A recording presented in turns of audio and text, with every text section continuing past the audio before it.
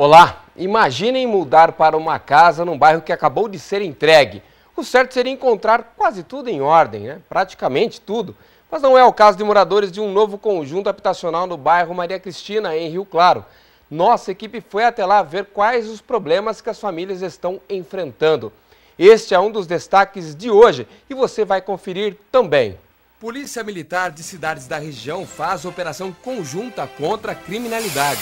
Vítima de doença de Chagas perde na justiça direito à aposentadoria por saúde. E no esporte você vai ver como foi a estreia do Rio Claro no Paulistão. Em 2 tempos distintos, o time acabou perdendo para o Botafogo. O Rio Claro Notícias está só começando. A gente começa falando de infraestrutura urbana. Moradores de um novo bairro em Rio Claro acabaram de chegar por lá e já enfrentam vários problemas. O residencial Sebastião dos Santos Lima foi entregue em várias etapas no ano passado.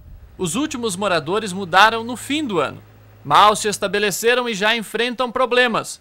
Um dos principais são os ônibus, que passam apenas na entrada do bairro a cada 1 hora. A minha mulher trabalha, sai daqui de madrugada, deixa eu pegar o ônibus lá em cima. Mas tem que sair aqui 4h45 para chegar lá 6 horas para poder entrar 7. Para os estudantes, a situação é ainda pior, pois o coletivo próprio para eles nem entra no residencial. Tem que subir até lá em cima, passar a linha do trem e pegar o ônibus lá. Às vezes vai com a mãe, às vezes vai sozinha.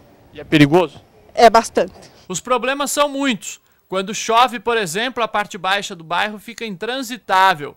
Além do alagamento, toda a terra de lá de cima acumula nas esquinas das últimas ruas. É muita alagação aqui, não tem nem condição de sair. Faz muita lama, assim, muito barro. Outro problema que os moradores daqui enfrentam é a falta de comunicação. Eles só recebem as contas de água e energia elétrica. Já as correspondências que deveriam ser entregues pelos correios simplesmente não chegam nas casas. Mas isso pode ter uma explicação. O CEP também não bate.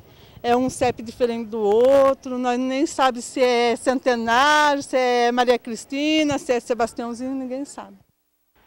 Bom, vamos lá. De acordo com a Prefeitura, as Secretarias de Habitação e de Mobilidade Urbana e Sistema Viário vão avaliar a questão do transporte coletivo com pontos e horários, ver se melhora e se amplia isso aí. Quanto aos escolares, os ônibus passam a circular dentro do bairro. A questão da correspondência também deve ser resolvida junto aos Correios.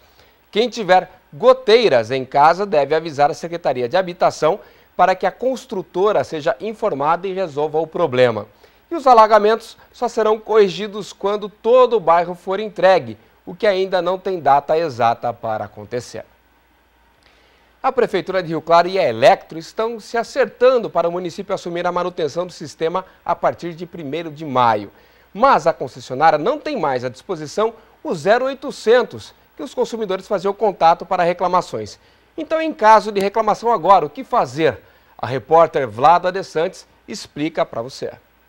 Olha, essa tem sido uma dúvida muito frequente dos munícipes, então para esclarecer tudo isso para a gente, eu vou conversar aqui com o Valdir Duarte, ele que é diretor da ouvidoria. Valdir, as pessoas que têm problemas com iluminação, onde devem ligar? Deve ligar no 156, para que no horário das 7 até as 17 horas, durante a semana, e após, se quem tem internet, entrar no site da Prefeitura, que já tem um link aberto logo na abertura, para que a pessoa possa fazer e ter um protocolo de reclamação. A partir do momento que a pessoa liga, qual que é o procedimento de vocês aqui na ouvidoria? Todas as manhãs a gente repassa para a Elektro e também para o Departamento de Obras, que é um órgão competente, que todas as reclamações e são encaminhadas todos os dias para a Elektro para as providências. Existe algum prazo para esse conserto, para esse ajuste? O prazo é da Elektro. Nós não temos acesso a esse prazo, mas todas as ocorrências que são feitas geram um processo e nós estamos acompanhando dia a dia para ver o atendimento da Elektro. É importante ressaltar que antes existia um 0800 da Elektro. Esse telefone foi desativado, então? O grande problema é que a Elektro desativou esses 0800 reclamações dela e a ouvidoria, pela Prefeitura, foi obrigada a tomar essas providências e agilizar no 156 para que o município tenha todo o atendimento. Tá certo. Então, quantas reclamações vocês recebem por dia, mais ou menos? Antes era uma média de 4, 5 por dia do mau atendimento. Hoje não. Hoje já passou de 50 por dia, quer dizer, que deveria ser mais ou menos a média que a Electro já recebia no 0800 dela.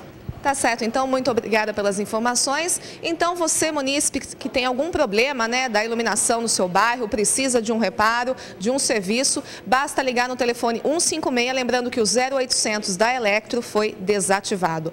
Vlada de Santos para o Rio Claro Notícias.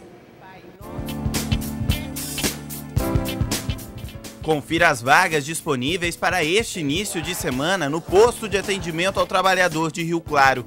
Ajudante de carga e descarga de mercadoria, auxiliar de almoxarifado, auxiliar de limpeza, caldeireiro de chapas de ferro e aço, desenhista projetista de moldes, eletricista e eletrotécnico.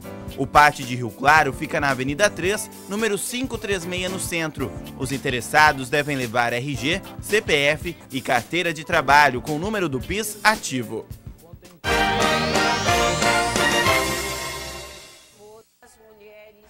Segunda-feira, vocês sabem, é dia de começar a semana falando de economia. E, Léo, tudo bem? Bem. Tudo jóia. Falando aí de um assunto que já mexeu com todo mundo no fim de semana, o povo assustou. Preço do combustível chegou nas bombas, não teve jeito. O governo falou que a princípio talvez ficasse nas distribuidoras. Repassou, né? Repassou. O próprio posto de gasolina, ele não vai recair praticamente com qualquer prejuízo. Ele, com certeza, ele vai repassar. E mesma coisa, já que foi aumentado, em função de impostos, esse preço tem que chegar de uma certa forma ao consumidor. E vai ser doloroso. Em alguns estados, a gente chegou a ver aí pela internet, naturalmente, gasolina a R$ 3,69 e o álcool a praticamente R$ 3,00, R$ 2,99. Você acredita que deve ficar por aí ou novos repasses devem vir aí afetar o consumidor? Ou deve abaixar daqui a um tempo? Eu acredito que o consumidor não vai ter dinheiro e o mercado vai ter que se ajustar. O consumidor, ele consumia uma certa quantidade quando custava R$ 2,99. Com certeza o salário dele não vai subir, entendeu? O volume praticamente que está subindo o preço da gasolina. Com certeza ele vai ter que andar menos, fazer algum tipo de economia, mas eu tenho quase certeza que eles não vão consumir. E não deve abaixar, não deve ser aquele aumento de sopetão que abaixa depois. Não, vai abaixar depois, mas com o tempo, a hora que todo mundo começar a sentir que o consumidor se afastou do consumo. Entendi. Agora falando um pouquinho de Petrobras, com toda essa crise, a Petrobras sendo alvo de inúmeras denúncias aí, naturalmente a avaliação no mercado da empresa despencou, ações inclusive também. E tem gente que gosta de investir em ações. A pergunta é o momento ou com toda essa repercussão negativa em cima da Petrobras é um problema? O brasileiro, ele tem uma péssima cultura praticamente com o mercado acionário. Ele compra como se ele fosse para Las Vegas, entende, ficar praticamente ganhar dinheiro de hoje para amanhã e na verdade não.